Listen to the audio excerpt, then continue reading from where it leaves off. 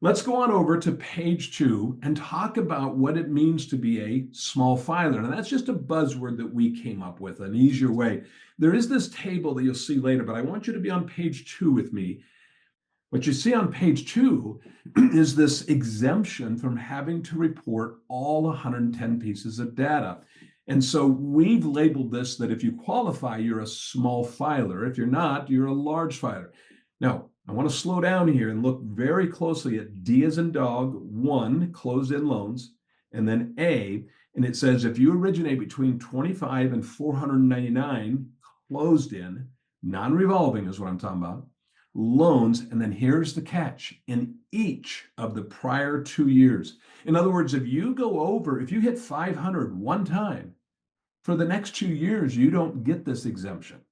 It's not the same test that says, are you subject to HMDA? It's worded a little different, which makes it hard. So HMDA coverage, look back. Do we make 25 or more 2 years in a row? We're subject to HMDA.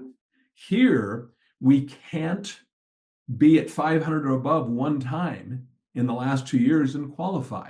So maybe you had more volume than normal, and you've spiked up in 2024 to 500 or more. You are automatically this year a large filer.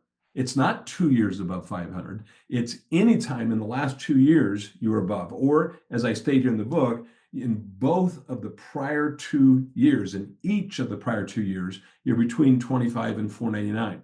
And if you drop down to number 2, the lines of credit, the revolving open-end, it's the same of a thing. It's between 200 and 499 for 2 years in a row. I know I may be beating this drum for some of you, like, got it, I understand. There are people that don't, and they think that they're a small filer because they think they have 2 years to cross over the threshold. The answer is no, you're subject to HMDA. And if you make this for 2 years in a row below the 500, that's where you get the relief, if you will.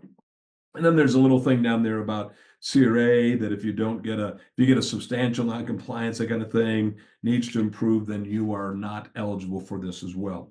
So on page 3, you'll see the table that you see here on the screen right now. Now, why do I put down 2022 on your slide? This changed in 2022. There was a rule change. It's not in your books that way.